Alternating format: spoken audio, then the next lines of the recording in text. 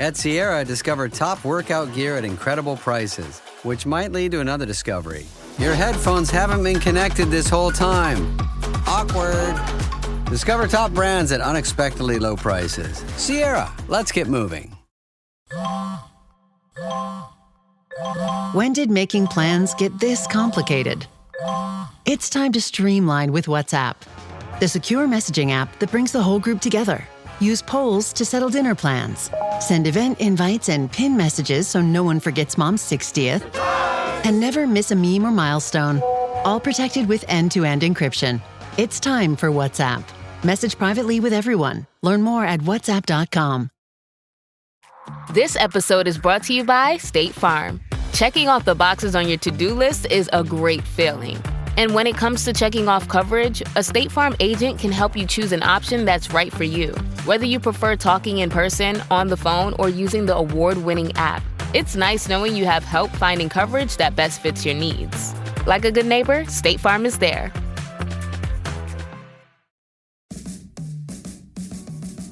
Welcome to the Big Suey, presented by DraftKings, Why are you listening to this show? the podcast that seems very similar to the other Dan Le Batard podcast. I'm sorry, I'm not going to apologize for that. In fact, the only difference seems to be this imaging. I have been tempted in restaurants just walking past tables to grab somebody's fries that if they're just there. That hasn't happened to you guys? I've done it. And now, here's the marching man to nowhere, Fat Face, and the habitual liar. This episode of the Dan Le Batard Show with Stugotz is presented by DraftKings. DraftKings, the crown is yours. What happened there? How you feeling about that? Why'd you get all weird about that? What happened? Why'd you look to your right mid-sentence? Because the mic did not pick up when I started that. The mic was not on when I said this episode, and it threw me off. It was. It was. Don't worry about it. Everybody heard you. Because sometimes you get a countdown and it'll throw you Okay, off. all Don't worry right. about it. It threw me off. You did great. I don't know why so many people are piling on insane. you. You nailed that Bills-Dolphins game. Thank you very much, Mike. I should be used to it by now, but I'm not quite. It's okay. I'll get over it. The Patriots had 5 turnovers yesterday. I saw something that I don't often see in that game. Mike Vrabel, not late in the game, not in a desperate situation, 4th and 1 from his own 16-yard line went for it. 4th and 1 from his own 16. I still can't get used to some of this stuff. I know all of these coaches have gone crazy now when it comes to 4th and short. Most coaches, college and pro, now know that they were doing the math all wrong for, I don't know, a century before that. And now they all go for it. But 4th and 1 from the 16 is still nervous. Well, he's a crazy person. He said he was going to cut off his pecker. Like, the guy's insane. He's since walked that back. Well, he was the Titans coach back then. He said if they want, he would cut off his pecker in order to win a Super Bowl. And now with the Patriots, they had 5 turnovers yesterday. Aaron Rodgers ends up winning and going to 2-1, but the Steelers' offense didn't look particularly good. The Patriots were 4 for 4 on 4th down in that game right till the end when they needed the last 4th down conversion and did not get it. That's one of the 5 games I would mention is worth talking about yesterday. I reluctantly will throw Jacksonville and Houston in there. Houston is the lowest scoring offense in the sport. How crazy is that? CJ Stroud sucks, huh? Get that team off televisions everywhere. I cannot watch this team. They are so unpleasant. I get angry watching them because I do believe them to have talent, and maybe I should forget what C.J. Stroud did as a rookie. We were all on his tip. He's not that good. Whoa. That's a breakdown you're not getting on Get Up. Yeah. He's talking about a pecker. Getting up? Whoa. I mean, they have some talent, right? That's a bad organization. The Jags were trying to lose that game. They had 5 drops in the game. The Jags do everything wrong at the end of games. Everything. I saw that game on the schedule. I was like, no, don't do this to us. They play twice? Were you actually looking at the rundown I was so for mad. week 3 and you come up with Houston and then so Jags mad. like, no. Why is this game? This game is an affront to football. Get this off. Just skip it. The next time they're scheduled to play, find 2 other teams to play. It's just bad. It's a battle of stinky quarterbacks. I hate them. Mm-hmm. Another half a team. Good defense, no offense. How do you guys feel in general about the limits on offense all over the sport? all over the sport that you have every quarterback throwing for 160 yards. Well, I mean, is Houston going up against a great defense every game? Is that can't possibly be it? I saw Tyrod Taylor move the ball against Tampa Bay, which, by the way, good team. Let's talk for a second about how Aaron Glenn feels about that wonderful celebration after Baker Mayfield produced not one but 2 game-winning drives in that game. 2 game-winning drives in that game. Baker Mayfield now has 4 game-winning drives this season, and they've only played 3 games. That throw to Ibuka and the catch. Ibuka has come into the league. He's wide receiver 1. Like, he is so good. He's so amazing. That game was so great. And by the way, as aesthetically pleasing a game as you could see, those white creamsicle uniforms at home, it just looks nice a little uniforms. different. Yeah. And Baker, Nice. What is more valuable to a football team if you're not putting up your best effort? Because we have not seen a complete game from Tampa Bay this year. They've been in tough betting spots.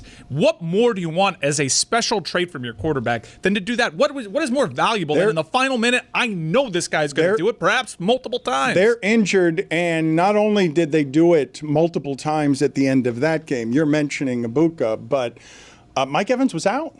Like, he got injured, and so it's not just that both his tackles are out. Now Mike Evans, his Hall of Fame receiver, is out, and still 2 game-winning drives against the Jets. Wasn't it just last week you were talking about Baker Mayfield, that he's one of the 3 or 4 quarterbacks who, if they have the ball late in the game, we think they're going to score. We all knew how it was going to happen. You saw how much time was on the clock while Aaron Glenn is dancing, and you're like, don't do this. Don't do this.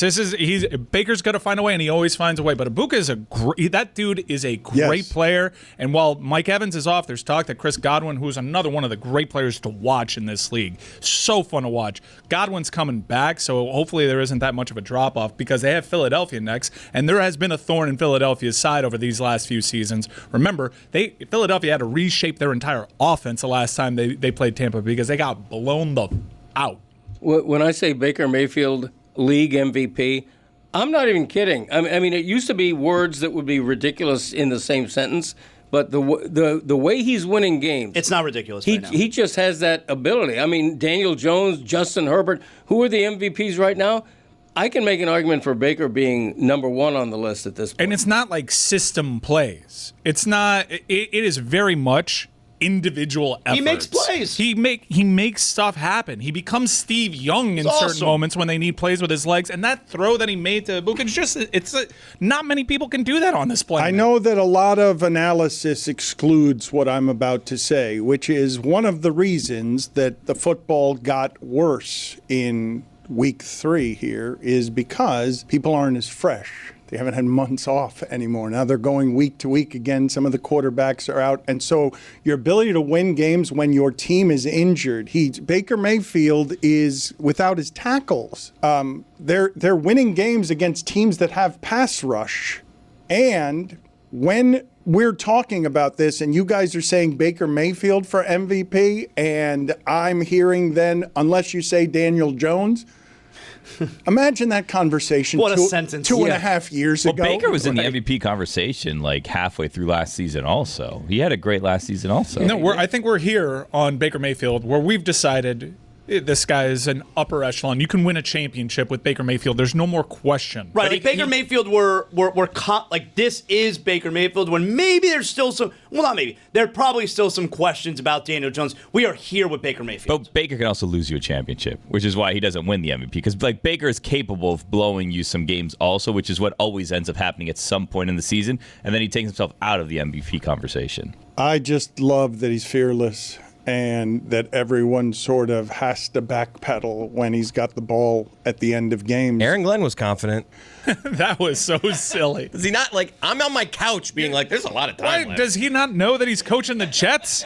Like, you're not going to transcend the Jets. It's like walking to like Greg Cody in the music video to the couch. It did look like me. There's 2 things. There's 2 acts of God here. You're the Jets, and that's Baker Mayfield with time. They're 0-3. Why are you dancing? You gotta know that's not gonna age well. That is a rookie head coach. Let me explain to you that Chris Cody, do you know how odd and sort of earth-shaking it is for the Jets to get a lead late and send Chris Cody, who I know to be allergic to books and research, sent him immediately to the internet to wonder whether or not yesterday was a historic day for blocked kicks. I was like, there are a lot of missed blocks and misses. I'm like, there's a lot of misses today. Let me do the numbers. I'm going to crank the numbers out. I'm going to go to every game log, see all the kicking stats. And I learned, based off the average, it was just a slightly below average day. How much time did you spend doing that? A good 14 to 17 minutes of going through game logs, doing all the math of all the field goal percentages. What is that? Like, what exactly did you do in terms of, like you did every the math game, and the numbers? I went looked at the kickers' field goals in every game. So, like, I have it in my phone, actually, where, again, this game, they were 4 of 7, the kickers were. In this game, they were 3 for 4. And there was only 3 games yesterday where the kickers were perfect. There were misses in every other game. Some games had like 4 misses. It ended up being around 75% yesterday, field goal kickers, while the average is slightly above 80. But blocked kicks returned for touchdowns had to have been historic. Yeah, I mean, I didn't look up that specific one. It was more just misses in general. That's the one that I'm most interested in. Yeah, that would have been a good one to look up. In my mind, I was just like, every game I'm watching, that field goal But the missed, weird that part field goal was missed. the returns. Yeah. It was also, in my mind, the misses. And they turned like potentially losses to wins. They were wins huge to losses. The witching hour. That's what the witching hour does. It delivers. Classic witching hour. By the way, the Dolphins are favored over the Jets on Monday Night Football. One of the How about that? all-time sad Monday night games we have a week from tonight. $27 gets you in right now. 0-3 Monday Night Football. 0-3 Jets. I'll be there. 0-3 Dolphins. Unfortunately. Scott Hansen actually said yesterday that Colts-Titans game was the game between the most accurate kickers in the league, and as soon as he said it, they missed 3 consecutive kicks. 3 consecutive field goals got missed. Also, in the Cleveland game, you could have also had one returned, a blocked kick returned for a touchdown, except it took like a funny bounce. Otherwise, that would have happened there too. To have the fact that during the witching hour, you had 2 blocked field goals returned for touchdowns is what made the witching hour erase a truly dreadful day of professional football. Dan, I have indeed opened up the Game Time app to see ticket prices. I can get in that door for $28, fees included. That is fees included. There are about a dozen tickets right now that I'm looking at this app that are under $35 all in, fees included. That's taking the guesswork out of buying tickets, people. Download the Game Time app if you want to go to this terrible NFL game on Monday night between the Jets and the Dolphins for an unbelievably low price. Why? Because that is what Game Time does. It's the absolute best in the market, and if for whatever reason you find a better price out there, Game Time will match 110% of that price. Use the code Dan for $20 off your first purchase. Terms apply. Swipe, tap, ticket, go. I might go. 2 bad teams could be an exciting game. I might go.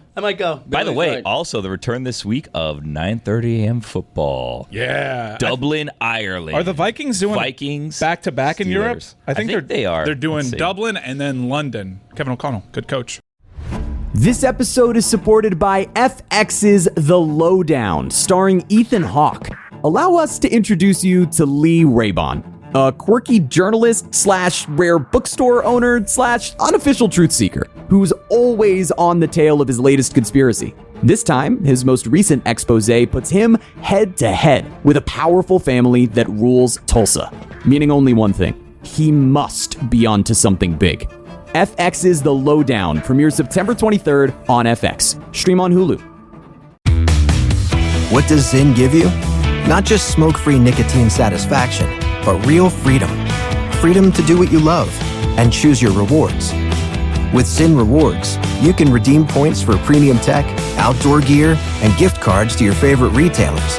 Find your Zyn and keep finding rewards that fit your lifestyle at zyn.com/rewards. Warning, this product contains nicotine. Nicotine is an addictive chemical.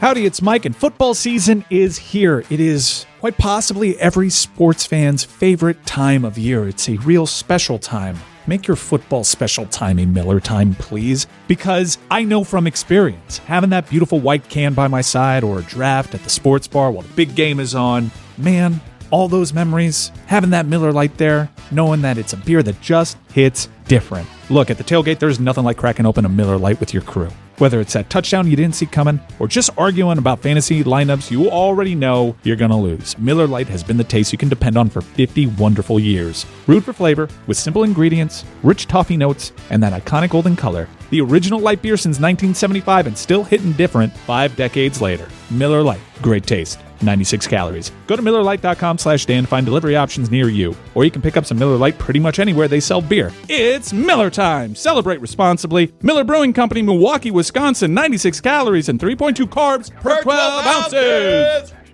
Don Le Batard. You owe me everything! You owe me everything! You have added 10 years to my career? Yes, I have! This man has. You haven't. That man! Who the hell are you? Tell you! Stugotz. I am! Who the hell you are should be you? thanking Bullshit. me! You're a rude young man. You're a fool! You're a fool! I already called you You're a fool. a fool right You can't back. call me a You're fool. an idiot again! It's a fool You're off. an idiot twice! You're an idiot for dismissing how much I've helped you! This is the Don Le Batard Show with the Stugotz.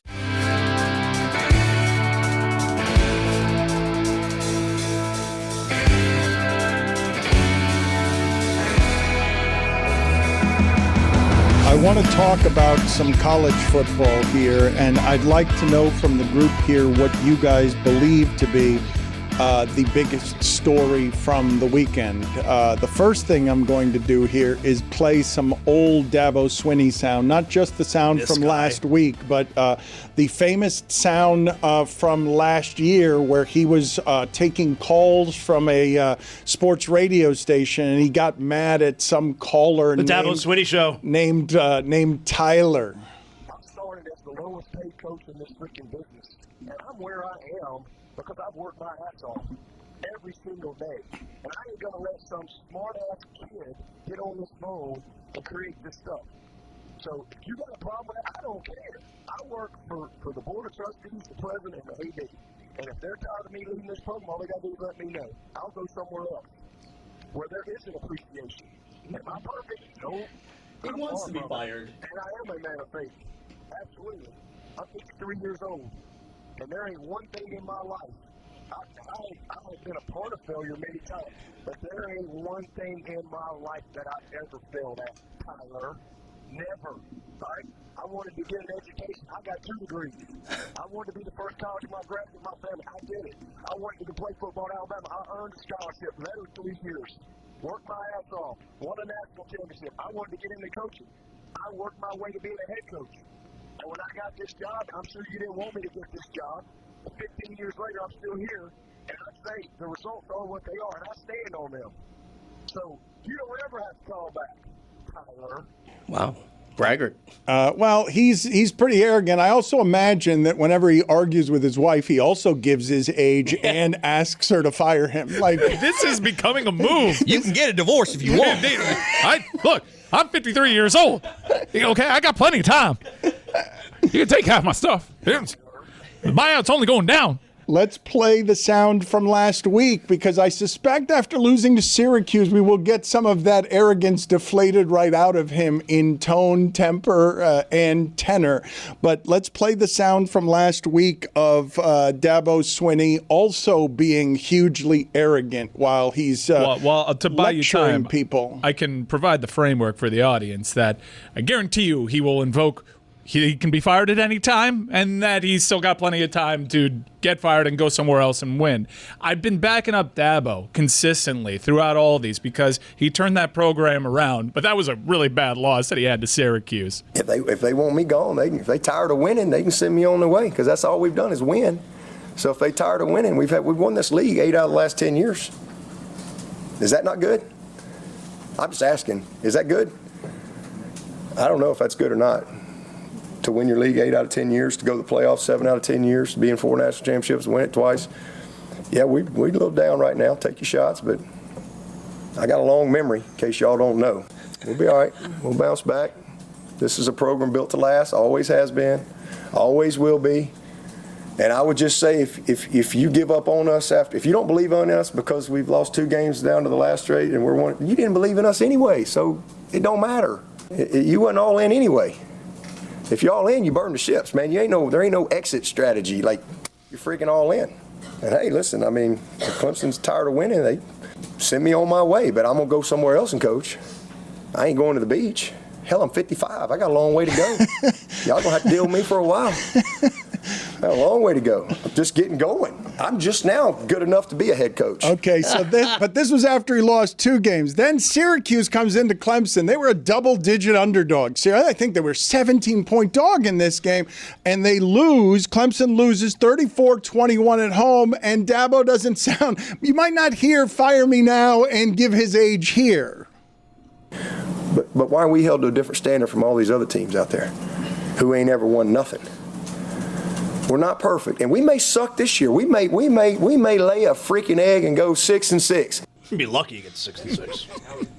I think Dabo's realized that the best job isn't coaching college football; it's being fired from coaching college football. I mean, where is Jimbo Fisher right now? Is he still making? Did you run into him on your campus tour? Jimbo's out there working for ACC Network. Nah, I didn't see him.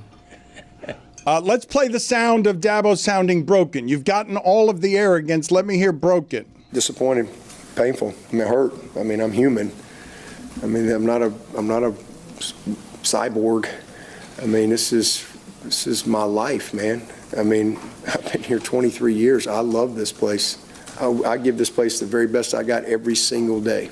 Every day. There's never been a day that I haven't given Clemson every ounce of everything I have. I hurt.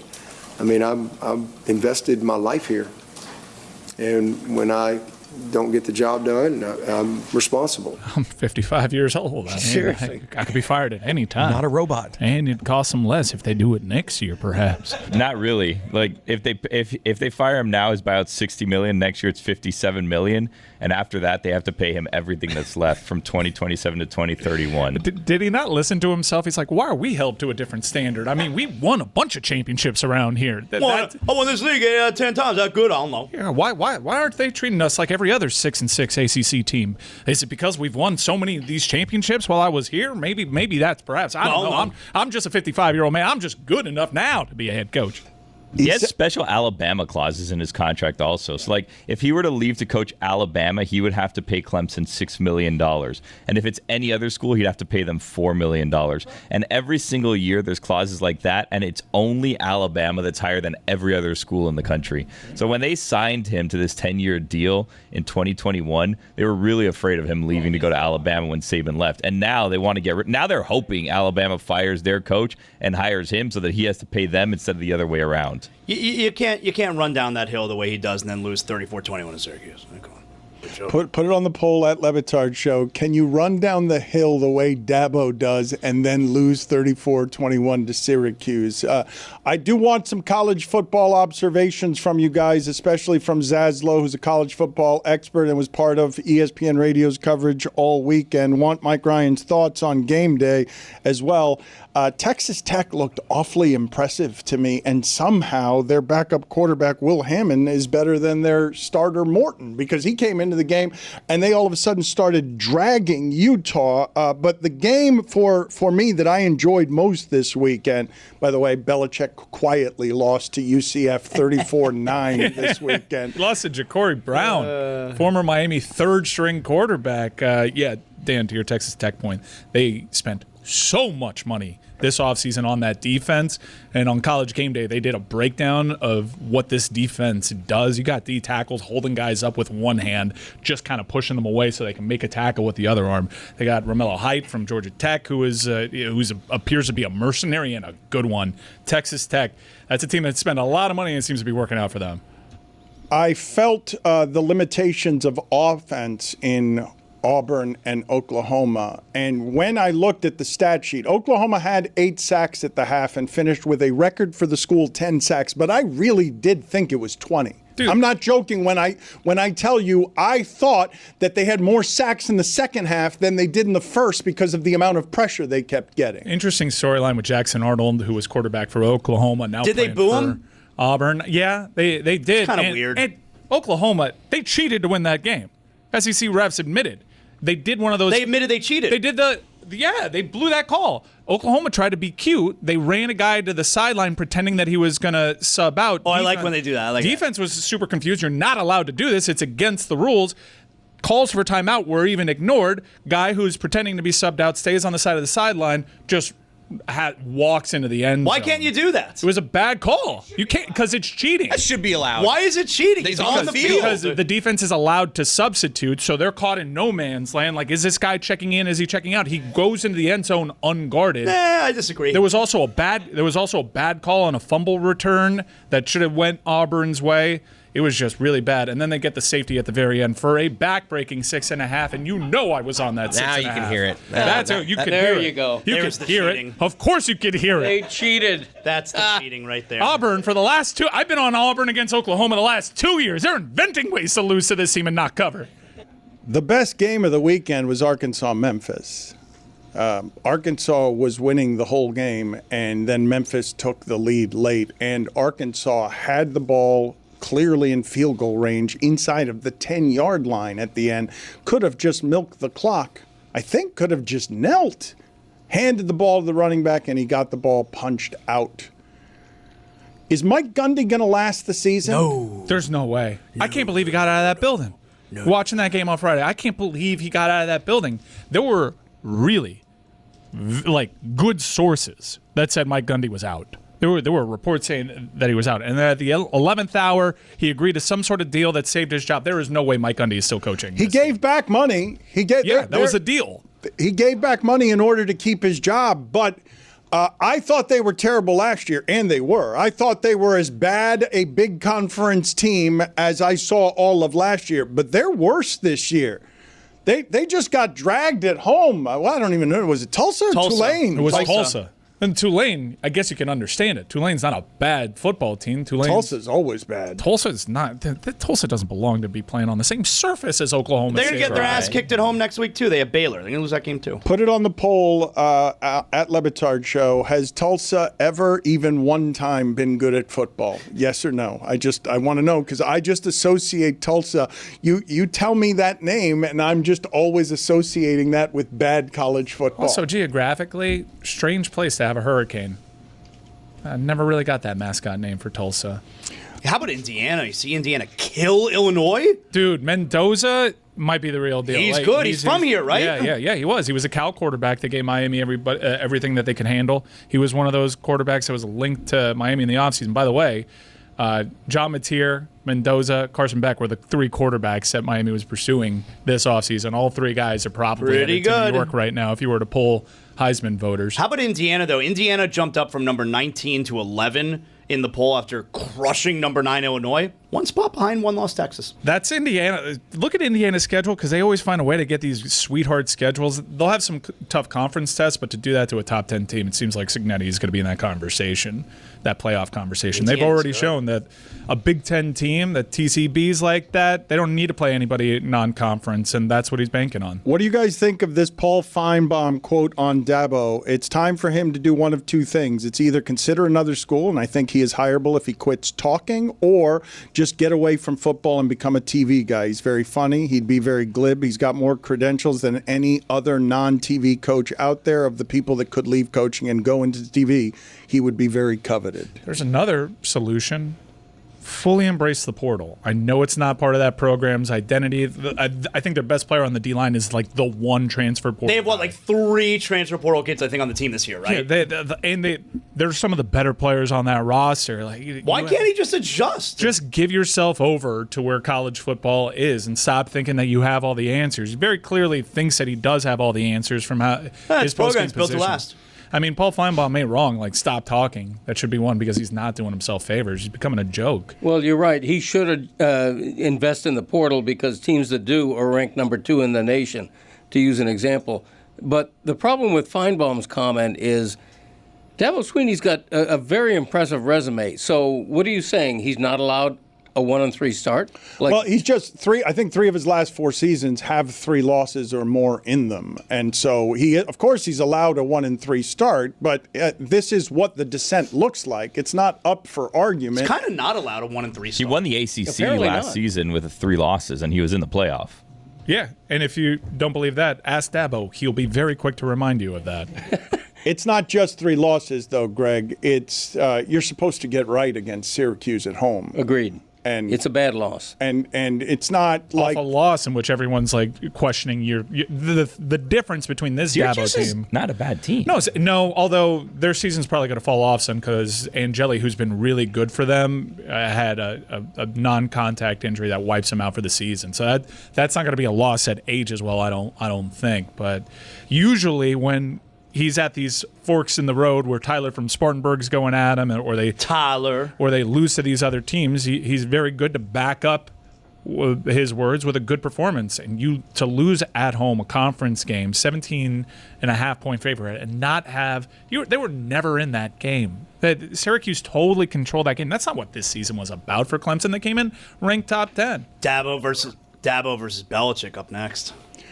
Syracuse, Fran Brown, their coach, is a good talker. He's the one who reminded us last year that he doesn't shower after they lose. Here he is after beating Dabo and presumptuous, and I presume Tyler as well, in Clemson.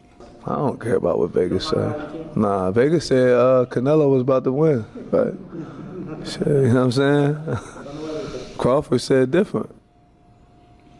Does he understand? Vegas is not like a prediction. It's not what it is. No, man. they try to get action. Vegas said different. It's not a prediction. That's right. Vegas said different. Eczema isn't always obvious, but it's real. And so is the relief from Ebglyss. After an initial dosing phase, about 4 in 10 people taking Ebglyss achieved itch relief and clear or almost clear skin at 16 weeks. And most of those people maintain skin that's still more clear at 1 year with monthly dosing. Ebglyss, lebrikizumab LBKZ, a 250 milligram per 2 milliliter injection, is a prescription medicine used to treat adults and children 12 years of age and older who weigh at least 88 pounds or 40 kilograms with moderate to severe eczema, also called atopic dermatitis, that is not well controlled with prescription therapies used on the skin or topicals, or who cannot use topical therapies. Ebglyss can be used with or without topical corticosteroids. Don't use if you're allergic to Ebglyss. Allergic reactions can occur that can be severe. Eye problems can occur. Tell your doctor if you have new or worsening eye problems. You should not receive a live vaccine when treated with Ebglyss. Before starting Ebglyss, tell your doctor if you have a parasitic infection. Searching for real relief? Ask your doctor about Ebglyss and visit ebglyss.lilly.com or call 1-800-LILY-RX or 1-800-545-5979.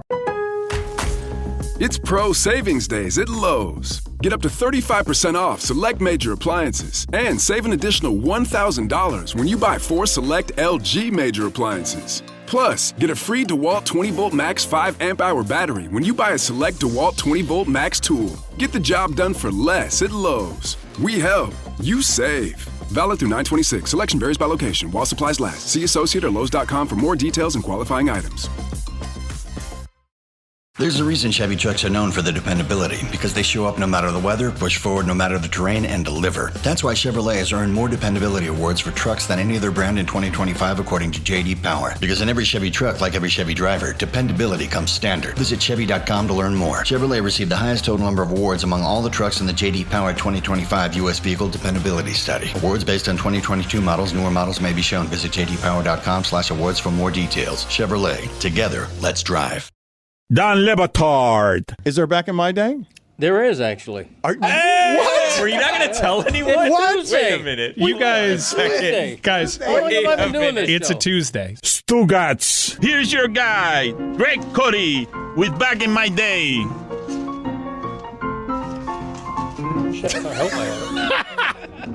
Okay, here it is. Sorry. Adultery. We are back. Waiting for this one. This is the Don Le Batard Show with the Stugotz. Zaslow, how was your time with Mike Ryan tailgating and as part of the ESPN radio campus tour? I understand that Willis McGahee was wandering around. He had a good time. The yammering and yelling into the sky, fueled by whatever it is that he was enjoying in terms of liquid. He made one of our videos for ESPN Radio unusable. Let's just put it that way. Willis was having a good time, though. Good for him. We had a great time tailgating. I mean, like Mike said, we had a bunch of Florida Panthers who were hanging out with us. Mike knows how to do a good tailgate. I'll tell you something. I've never been to a Mike Ryan tailgate. He knows how to do it. Good music. I mean, it was lacking a little bit of the Pearl Jam, but whatever. I'm not a DJ. Good music, good food, good drinks. And then, let me tell you something. I sat with Mike for the game. Those seats, that's where I sit now. That's where I sit for all the games. Recliners and the televisions and all that stuff? That's where I sit for all the games now. Okay, you mentioned that, but you didn't give me any further details on what. Big, comfortable seats, lots of leg room. Sometimes I like to, I want to, spread out a little bit. I want to be comfortable. I can stand when I want. I can sit when I want. Drinks flowing. There's food. You got the TVs right there. What a great. That's where I sit now. You mentioned that. Wait a minute. Are you a golden cane like Mike, or? I mean. No. Yeah. I don't get involved in that minutia. I'm just telling you, that's where I sit. It's for someone else to figure out. But Sazler walks into that barn, that's where he sits. Michigan won at Nebraska this weekend. What's the name of their interim coach? Biff something? Bogey? Their interim coach. How was he going to celebrate after it is that they beat Nebraska? And Matt Rule, host of the House Rules podcast. What are you going to do tonight to celebrate? I'm going to eat some Häagen-Dazs coffee ice cream with my wife and smoke a Cuban cigar and then probably go to the hospital. I love that last part. He was also great on game day. Saban was interviewing him. He's like, I remember when you were down there at St. Francis paying players. He's like, I learned that from you, coach. When he's at the hospital at the end of the night, he's like, this is a great night. Yes. Let's play it again. Yes, ice cream and cigars in the hospital. That's a good night. That's a good night. What are you going to do tonight to celebrate? I'm going to eat some Häagen-Dazs coffee ice cream with my wife and smoke a Cuban cigar and then probably go to the hospital. Cigar. He's high-fiving the nurses, Like, probably go to the hospital. Smoking a cigar in the hospital, that guy. By the way, Nebraska, don't be afraid to win one of these.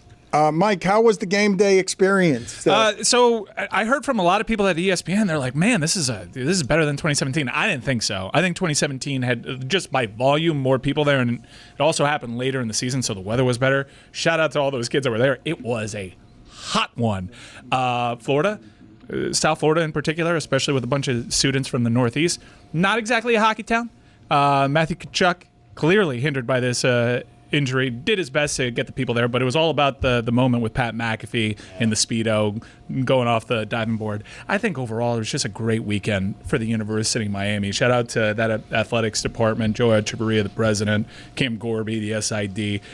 Cristobal came off great in his interviews. The campus looked beautiful on television. It looked like a place you wanted to be. And then it's not the prettiest game, but Miami TCB's looks physically dominant against an in-state rival. Just pretty much ends the Billy Napier experience at Florida and looks a certain way. Looks like a legit contender. And on a neutral field, I'd concede to the champs. I think that Ohio State is better than Miami, probably a little bit more experience, more depth. Certainly. Miami's got to stay healthy. But the neutral field this year in the national title game is in Miami. Isn't quarterfinals also here, right? Miami looks a certain way, and I think they'll have a really good test. Now, it's a weird schedule for them. They're only going to play one game in the next 20 days, but that game's against Florida State, which, by the way, not the easiest opponent on Friday when they go up to Charlottesville against Virginia. That team can move the ball. I don't think it's going to be a low-scoring one, but I think FSU in this game might fortify some things that will get them feeling good about their offense, but won't exactly be where they can win this game because Miami's going to give you a different energy along those trenches. As a Canes fan, you want FSU to beat Virginia, though, right? I do, but hey, don't overlook the who's. Don't overlook Chandler Morris. They can move the ball. A couple of things I do want to say, though. I've known Mario Cristobal, since he was an offensive lineman in college, and I've told you that his brother's a good deal more intense and menacing, his older brother is, than he is. Mario Cristobal works extraordinarily hard and is usually soaked in an inordinate amount of stress. The way that he is presently carrying himself in interviews is as a man who is really confident in the players that he has. Lane Kiffin told us when that group of men were coaching in Alabama that they would walk onto the field and just know that they had the bigger, stronger, faster players every single time that they were walking onto the football field. Cristobal has had some of that stress pour off of him in these interviews where he doesn't seem nearly as much under duress. I noticed it too. He was really kind to me. He gave me a lot of time over the weekend as well for ESPN, and obviously it has a lot to do with the current state of the program. I mean, he was really nice and really forthcoming with me. Mario Cristobal will go on any show but this one, it seems, huh? Greg Cody twice, Zazzo for an extended period of time. You know what? Mario is so confident in his team right now, he can't even convey publicly what he thinks of his team. It's one of those situations where he has to be careful what he says publicly, because I just think he's supremely confident. I think before the Notre Dame game, he knew he was going to win.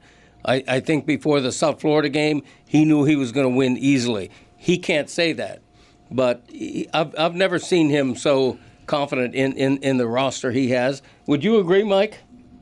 Teams with this type of advantage along the trenches, they're going to be in every game. You're not going to blow out a team with that offensive line, and now you can add the defensive line. We kind of said this last year. You don't blow out teams with that offensive line. Miami, to their credit, lost 2 games by a combined 9 points. We're in every game. It's different this year. You know they're not going to abandon the run game like they have last year. They blew the Syracuse game, which they were leading 21-0, and they were running at 7 yards a clip, and they were still chasing awards and whatnot. They couldn't break themselves because they were so desperate down here for 20 years to get a quarterback that looked like Cam Ward. Once you had the toy, your identity was Cam's going to figure it out. Cam's going to save us. That's not the identity here. Carson Beck, I don't have it today. Let's hand it to Mark Fletcher. He'll get hit at the line of scrimmage 3 yards in, and then that line of scrimmage will then move 7 more yards because everybody in mass is just going to physically dominate the opponent. Now, granted, the Florida defensive line was depleted by injury a little bit, but I don't think I've ever seen a UM offensive line physically play that well against a good defense. It was just UM is so complete all over the field right now. I just don't see a weakness other than what you mentioned, depth. But if their starting 24 are healthy, they're as good as anybody in the country other than OSU. Speaking, starting 24? Punter and kicker. Pretty important. Yeah. Okay. Chris did the research this weekend. Yeah, in fact, this is a little bit delayed, but... Yo, chicken time. I don't believe it was 15 minutes of research. I don't actually do 15 minutes of research on anything. Why don't you look up the returns? Somebody who knows the returns.